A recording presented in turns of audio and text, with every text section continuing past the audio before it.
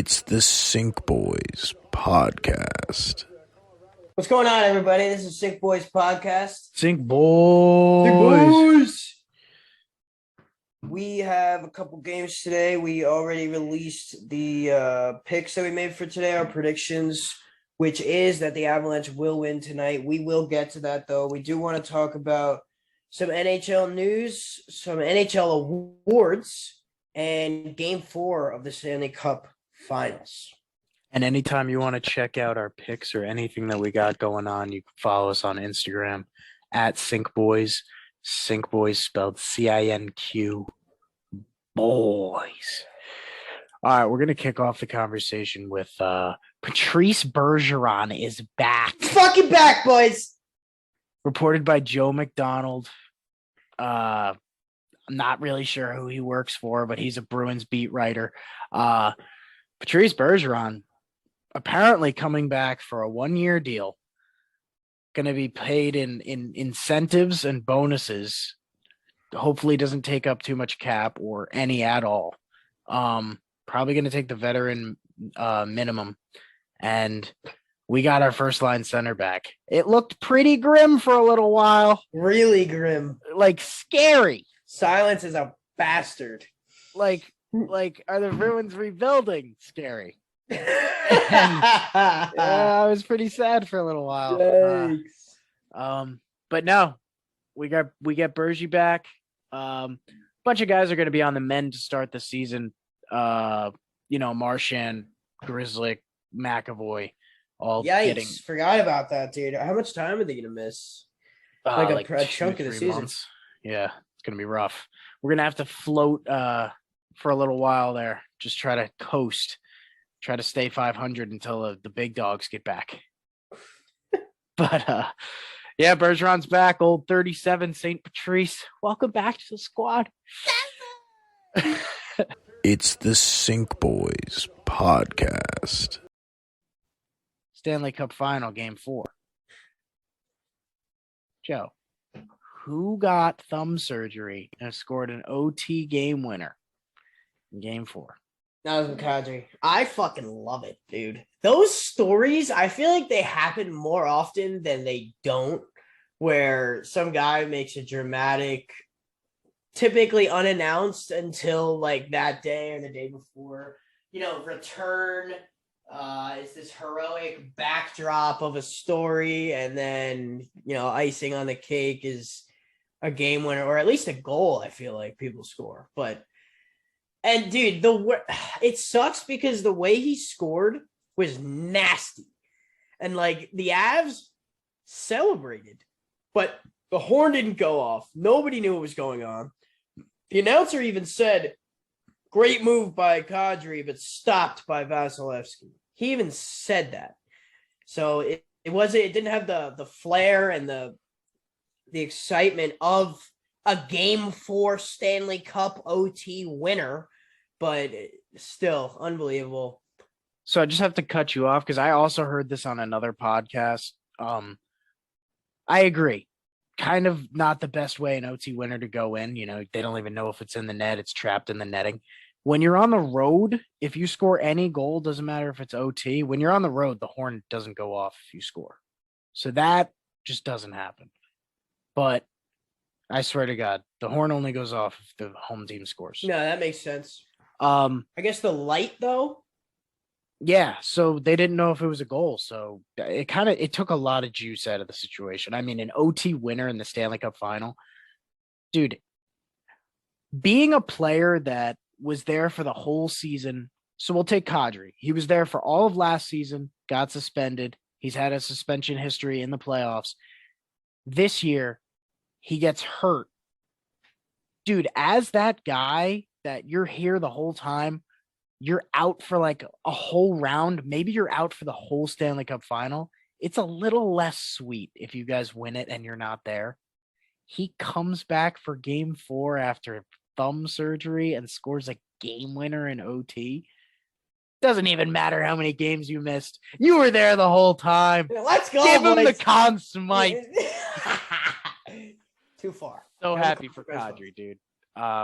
he's a guy I definitely root for, even though he kind of caved in Jake DeBrusque's skull that one time. Thanks. JD's as good as gone, and we might be welcoming Kadri into the black and gold next year. So, Let's go. water washes away all wounds. That's definitely not a saying. But I just made I it up. definitely washed my hands when I cut my finger. Yikes. No, Anyway. no. I like it. Go down Yeah, with yeah, the ship. yeah. So if you've been listening to the podcast, I've been all over the Bolts. I thought they were going to go three-peat. I am officially jumping off the ship. It's not surprising. Dude, okay, so we talked about in the beginning of the series how, or at least I said this, it was either going to be the Lightning are actually this good and the Avalanche are more of on like a roller coaster ride upwards and like they're going to hit a wall of the Lightning, or the Avalanche are actually this fucking good and the Lightning are tired from 3 years in a row of the same shit and it's going to be a blowout. So, exactly. That's exactly what happened. The whole stamina being, running out of energy, you're playing longer seasons than everybody else for the past 3 years, definitely going to weigh in on you. And, looking at Vasilevsky, the best goalie in the world, I thought he was going to give them a chance no matter what. But, dude, the Avs are so fast. They've controlled the play in every single game, whether or not they lost 6-2 or they won 7-0, both of which happened. They dominated play from puck drop in game 1 to the end of game 4. They've dominated play completely. Dude, another thing about game 4, though, I think the beginning of the game, the shot counter on the top left by the scoreboard was Tampa Bay like 10 and the Avalanche to 1. But then you look at the puck possession in the O-zone, and the Avalanche had 3 times more possession in the O-zone. So they clearly had control. I guess the Lightning were just physically getting the shots on net or getting better chances when they did have those opportunities. But, dude, like you said, the Avalanche have controlled this series from start to finish, no matter what the score was. So I guess I'm not surprised. I mean, I took the Avs, I think, in 7, dude. Or 5. I think you said 5. This one. I might be sniping this one, boys. I might be fucking sniping. Dude, so the Lightning play very well, they don't usually, but they are playing very Bruins-esque with a little bit of Lightning tint on it. So you look at the shots on goal, that was a great point you made. Think of it more like saves. Darcy Kemper had to get involved early, make a bunch of saves to start. I mean, the Lightning scored with 36 seconds into the game. But, dude, the Lightning are known for blocking shots. They were laying down the body the very start of the game. The shots that the Avalanche were taking were not getting through, and the Lightning were taking shots from the point that were easily getting saved. So I think it's more of the Lightning were playing desperate and getting shots on. They weren't great quality chances. The Avs don't deal in low quality chances. If they're going to score or try to make plays or put pucks on net, they're going to really, really, really make sure it's a high quality chance.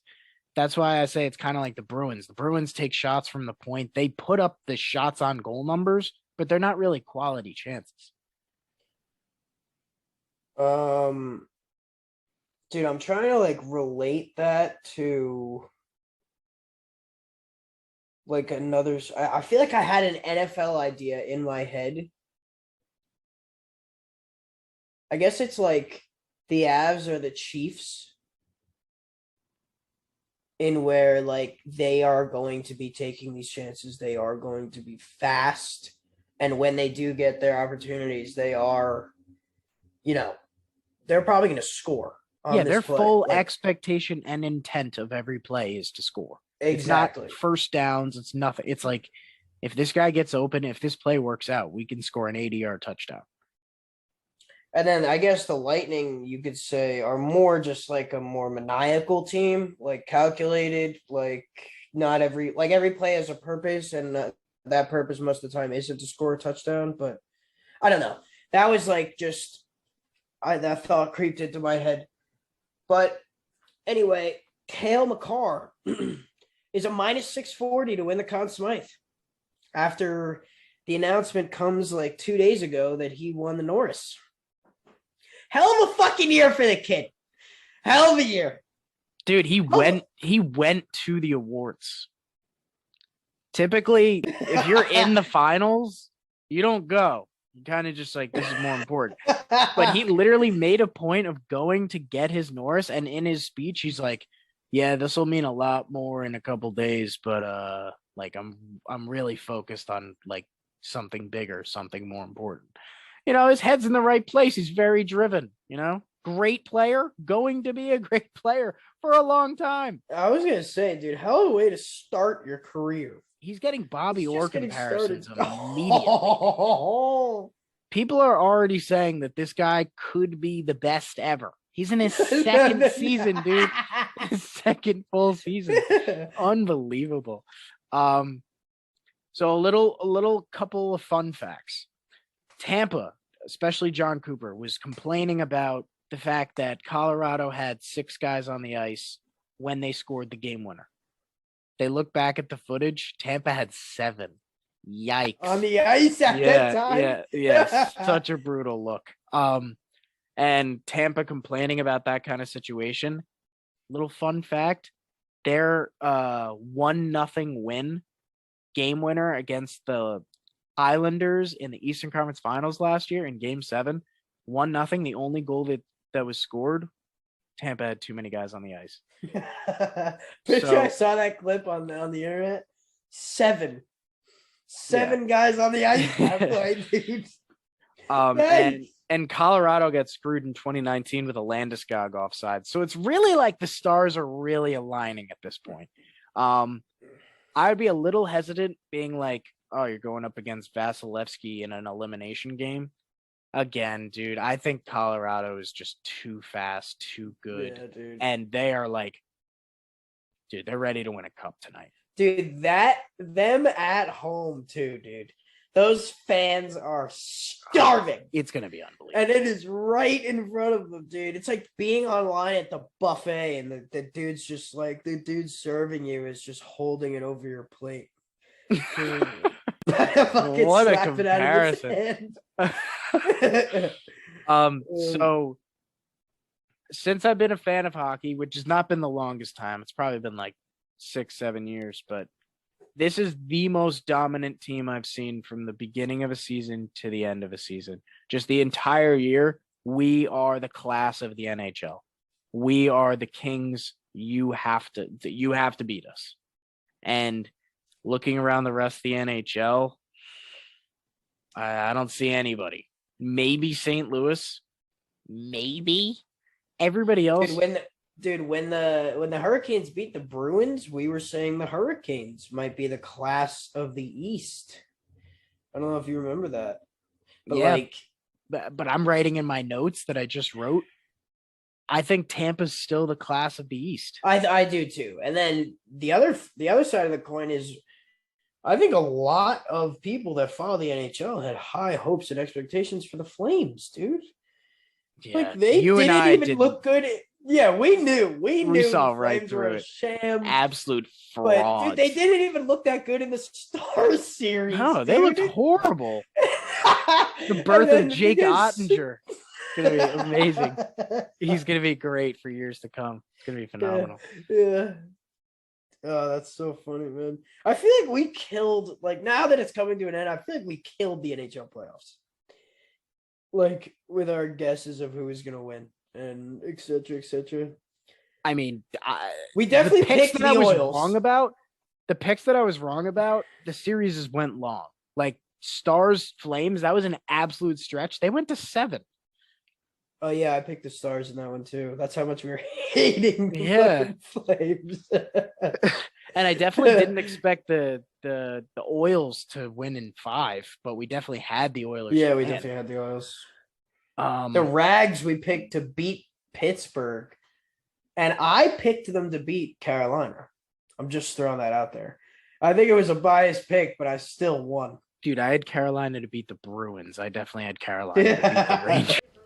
It's the Sink Boys podcast. Diving into the NHL awards. Finally, Matthews did it. For a long time, he's been up there with the greats in the McDavid-McKinnon conversation.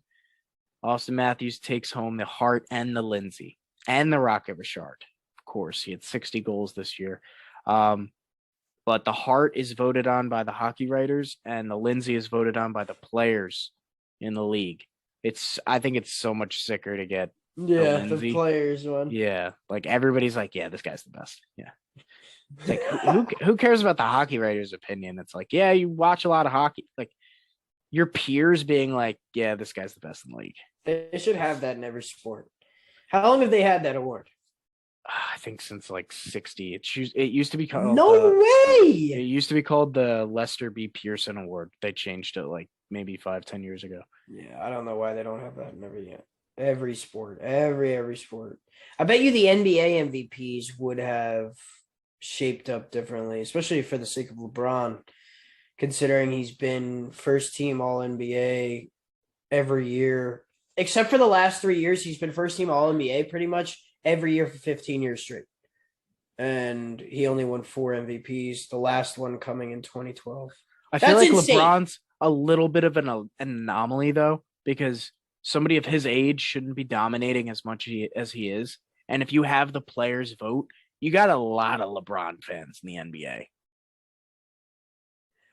Yeah, dude, the NBA guys themselves, like the guys that have talked about playing with LeBron are like, you guys don't fucking understand. This guy knows everything that I'm going to do, that he's going to do, that the other team's going to do, what the coach just drew up in the huddle just now without hearing or seeing it. Like, he knows everything. He's a freak of nature. Like, that's what they say about him. So I could see LeBron winning those awards. But not even just his teammates. Like, yeah, guys that grew up and were like, LeBron's my favorite player. Like, oh, like, I have no chance of the MVP. Who I think's the best player in the league? LeBron. I feel like he'd get a lot of those. It's also like let's just say you're a rookie and you go in and you play your first season, you end up playing against all the best stars in the NBA at least once, and you really get a glimpse up close of how good these guys really are. I think Giannis would garner a lot of those votes. Oh yeah. LeBron, maybe KD. I still say Steph. Like, it has to be insanely infuriating playing against Steph Curry. Just like, I think he gets a lot of popularity votes too. Yeah, maybe less than LeBron or Giannis, but I think Steph is right up there. But then you think about, you're saying age should factor in, hypothetically, to how the players vote for the best player. What about Tom Brady, dude? Tom Brady was actually in the MVP. Did he win the MVP last year? Or Rodgers did? Rodgers did. I don't think he was. I don't think he was in the conversation. He was. All right, you look that up. Let me continue with the NHL awards. Like we mentioned before, Cale Makar won the Norris. It's going to be his first of many, but it was pretty exciting for me to realize fourth place guy. He wasn't a finalist, but he was the next guy. Is Charlie McAvoy getting some Norris love? There's a lot of hockey writers that definitely let the concept of defense and actual like two-way play factor into this. A lot of the times in the past, the Norris is just, all right, who scores the most points and is a defenseman? We'll give it to that guy. But Charlie McAvoy getting recognition, being voted fourth, that's massive. He had a huge year offensively, and he is a menace in the D zone. He is probably like top 2, top 3 two-way defenseman, just overall defenseman in the league. Yossi doesn't even compare, but Yossi had like 90 points this year. Just real quick, Tom Brady came in second last year in MVP voting. No way, dude. It was. How did Jonathan Taylor not get second? He got 0 votes. Jonathan Taylor, 0 votes. Your face. Dude, Rodgers. Did he have 2,000 yards last year? Are you kidding me? Dude, Rodgers won or had 39 of 50 votes. Brady had 10, and Cooper Cup, the Triple Crown winner in the wide receivers, Why did only Tom got Brady one get any vote. votes? Cooper Cup got one vote, dude. Unbelievable. Who votes on this? Who votes on that? It's only 50 people, so. All right, That's so dumb. That is so dumb. Shesterkin captured his first Vesna, kind of the same case as McCarr. It's his first of many. He's going to be the class of that position for years to come. Moritz Sider, McAvoy Hedman comparison guy. He won the Rookie of the Year, the Calder. He is an animal. Plays defense for the Detroit Red Wings. He was the up-and-coming stud everybody was talking about going into this year. He followed up with a great performance. I don't know exactly his stat line or the points or whatever he got, but there's one clip in the beginning of the season. It might have been his first game, probably one of his first 5 games. Just a testament to this kid's ambition, his how good of a player he is. He's not scared of anybody. After a dead puck, refs blew the whistle. Victor Hedman is just dangling, like slowly, kind of just carrying the puck over to where the faceoff's going to be taken. And Sider comes up, stick lifts him, checks him a little bit, takes the puck away. It's like, dude, the ball's on this kid, going right after Hedman. Yes, like, was. I big time respect. Sider's going to be a lot of fun to watch for years to come. I think he's German. You don't see a lot of German hockey players. Him and Draisaitl probably representing the league at the top tier. All right, let me close out this bullshit NFL conversation. 50 media personnel that regularly cover the league vote for the NFL. It's just like the hockey writers. It's unbelievable. I mean, it's definitely sick to be in one of those seats, you know, like so much fucking power in your hands. But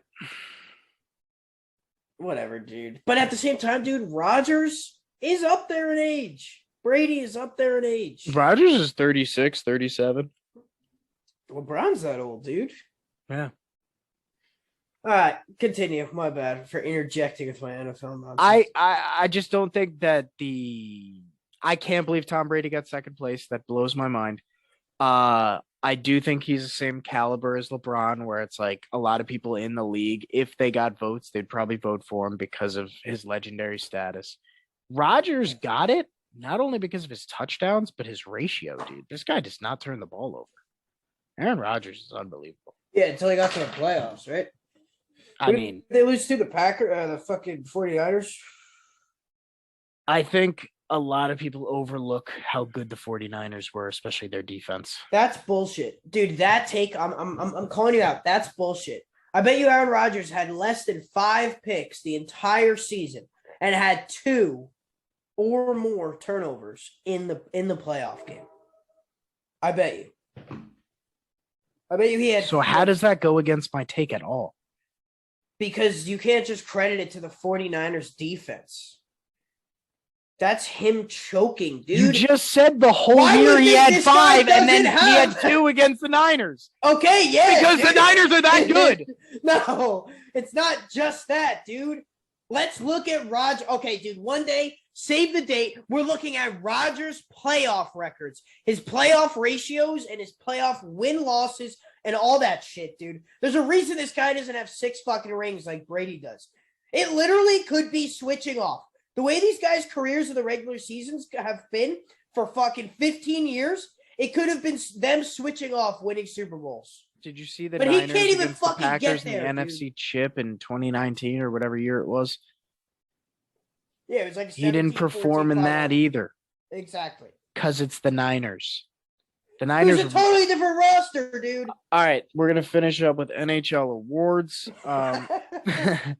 Patrice Bergeron, Saint Patrice, the God. He took home the Selkie. Bro, the record for how many Selkies a player has obtained in their career. He was tied with Bob Gainey for a really long time with 4 Selkies. They should just rename it the Bergeron. I think everybody's on the same page there. Yeah. Best two-way center of all time. Yep. I don't think that's really debatable at all. But and dude, the craziest part, he had his best all-around season this past year. He's like 36, dude. He's an animal. Not one skating stride is wasted. He is unbelievable. He's in the right place every single time. And he's not even fast anymore. The Messier Best Leadership went to Kopitar. It's kind of a BS award, but give Mark Messier an award. He's one of the greats of the game. Jack Adams, Coach of the Year, went to the Flames coach, Daryl Sutter. Oh, shit. Dude, I didn't even think he believed in his team going into the playoffs. No way, dude. He's the league's grouch. He just got he has to share that title this upcoming year with Flyers new coach John Tortorella. Just a couple grouches. Defensive style, rough and tumble. How are you?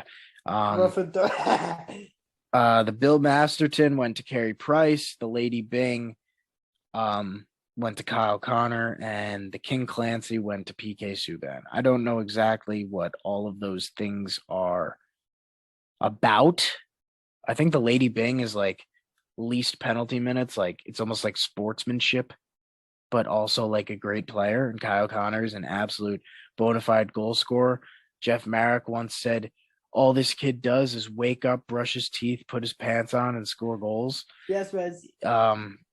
I completely agree with you, Marek. If you ever wanted me to come on your podcast, I would love it.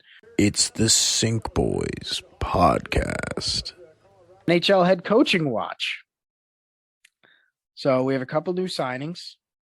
I think we went over in a previous podcast. Pete DeBoer got hired by the Dallas Stars. John Tortorella, as I just mentioned, signed with Philly. And Bruce Cassidy, heartbreak for me, kind of indifferent. Joe hated him, but Bruce Cassidy over to Vegas. The absolute show over there, the Cirque du Soleil party, the Golden Knights. But in the past days, I think his name is Luke Richardson. He's been a highly touted new head coach coming up for the past couple of years. He's been expected to get a head coaching job for a couple of years now, and he just got hired by the Chicago Blackhawks. Blackhawks probably going into like a little bit of a rebuild here. I've heard rumors that Alex DeBrincat's on his way out, Dylan Strome. I don't know what's going to happen with Kane and Taze, but that's for another day. We'll talk about that. And the last one, we're just talking about Barry Trotz before and the Winnipeg Jets. The Jets coach last year who came out and said his message wasn't being received by the players and he was getting watered down and they weren't really listening to him. So he did the honorable thing and stepped away from the team, trying not to, make them any worse than they were. They were a very 500 squad. He got hired by the Florida Panthers. Wow. Florida Panthers did not rehire or remove the interim tag from their coach this past year, who was nominated for the Jack Adams, the coach of the year. He was a runner-up, Andrew Brunette. Didn't think he That's a tough shift for that guy. Didn't think he had the pedigree. Dude, I kind of agree. Like you barely beat the Caps. You won the President's Trophy this year. You barely beat the Caps. Like, I mean, dude, okay, yeah, I agree. It's just give the guy a little bit of credit for making adjustments and beating the Caps. They were down in that series. It was very close to facing elimination, but they switched it around and late in game 3 or 4 and completely took control of the series. But then you got swept by the Lightning. I guess they're looking at it from a standpoint of this is their window. And yes, the Lightning are the Lightning, but we need to be as good as we possibly can. And a rookie coach is not going to get that job done. I agree. All right. And that's all I got for the NHL. Dude, I have to finish up this pod with And we're gonna do the Game 5 preview separate, right? Or you want to do it right now? Yeah, I mean, I don't really have a lot except for like I think the Avs take it, and it's just because of speed and domination the whole series. I think they just keep getting shots on the Lightning break, and Yeah, dude. the I Avs mean, will catch I us. also don't. I think there's a 90% chance that this is like a 7-2 final. A 10% chance it's an OT winner, and a 10% chance the Lightning win by like 3. I don't think that dude. I mean, You don't maybe think the it's going only to be way. close? You don't think it's going to overtime at Maybe all? the only way the Lightning win actually is if they hold the Avalanche to like 2 goals. Actually, yeah, that probably is. I just don't. Yeah, I just don't see that happening. Like, there's been 2 OT games. One was 3-3. One was 2-2. Yeah, I definitely don't see 2 overtime games in a row. That overtime loss, especially how it happened, definitely took a lot of the wind out of the sails of the Lightning. Dude, I love that saying. And dude, the Avs are buzzing. They haven't stopped buzzing the whole playoffs. Like I said before, they're the class of the NHL. I think they take Game 5, give Cale Makar his crown, and Nathan McKinnon finally gets to say that he's achieved something. And that's his own words. He's very hard on himself. And he's definitely very like, I haven't done anything. Like, dude, you hang out with Sidney Crosby, one of the most revered player in NHL history, and you keep comparing yourself to him. It's not fair. It's just not fair. It's the Sink Boys podcast. All right, dude. I just wanted to wrap up this bullshit like Rogers conversation that we're having. The stress just avalanched over Jack's brain. No pun intended. Final score of the 49ers Packers game, this divisional playoff. 13-7. 13-10. Okay. The Packers scored 1 touchdown in the first quarter. It was an A.J. Dillon like punch in at the goal line. And Rodgers had 225 on 20 of 29 and 0 touchdowns and 0 picks. Sacked 5 times for 29 lost yards. Rating 91.9. Not the worst. Yeah, that's the surface. 5 sacks. Yeah, I said that. I know. Highlighting it. And then, well, which is average for a good defense in a playoff game. That's definitely average. Don't even start with me. We can get into that too. We'll get into that. But when you really break down like what happened in those 225 yards, Aaron Jones had 9 receptions for 129 yards with a long of 75. So let's just say that that's a regular 10-yard catch. So 8 receptions. I was just going to say, just subtract that 1 catch. So 8 receptions for what? Like 40 yards? 50. Yeah, around 50. 54, actually. So, but then you take that 75 yards away from Rodgers, that's 150 pass yards. Okay? Mm-hmm. So there's that. He had 9 catches on 10 targets. Devontae Adams had 9 catches for 90 yards and 11 targets. Borderline the best receiver in the NFL, considered Rodgers' only target, which I think is such bullshit. Because if you have one guy that you can really go to, it has to garner enough attention, considering he's the only one they have to pay attention to, that the other guys can at least get a couple open looks. Did you say Devontae had 9 catches also? Yeah. So 2 catches went to other guys. 18 went to those 2. Yes. Isn't that insane? Yeah, that's credit to crazy. The Niners. Oh, it just pissed me off so much, dude. Because it's a good point. But dude, if you go back to Brady playoff games, how many times was it where there's 8 different guys that had a reception in just the first half? Or there's, like 2 guys that have over 50, 60 yards and a touchdown already. Even in the games that they don't score a lot of points, It's not a one-man show. Dude, he was definitely forcing the ball. He was definitely dumping it off to Aaron Jones, and he was definitely forcing the ball into Devontae Adams, and Devontae Adams was just unbelievable. This is not the performance of a guy that you can call a winner. I'm sorry, dude. There's no way. The rating is great. Did you look at the 2019 one? No. All right, I'm gonna give you this one. Fuck yeah. Because just based off of 18 completions to 2 guys and 2 to the rest of the team, that's pretty pathetic.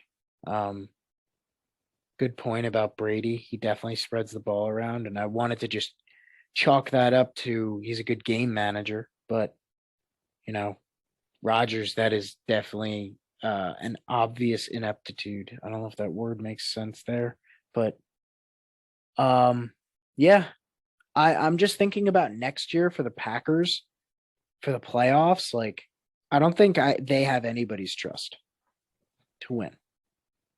Yeah, I mean, they've proven especially that him eating up so trust much of the cap and going for this huge deal. He's taking away from his potential targets. He already lost Devontae. I think the Packers are the classic regular season team. Dude, I don't know why they think that. Dude, what time is the Yankees game? Maybe 8? It's not on the Yes Network. Maybe it's on Fox? Yeah, no, it already started. Bottom of the first 2 outs. What channel? MLB. Of course. I'm not able to watch it. That's unfucking. Oh, it's on ESPN.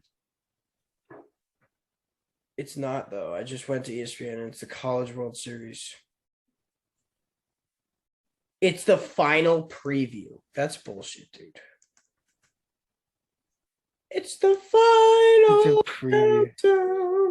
Yeah, it's on Apple TV and it says watch it live in ESPN, but I hate this shit. All right, dude. Let's wrap it up. This has been the Sick Boys Podcast. This is a big time Yes Vaz with the XX.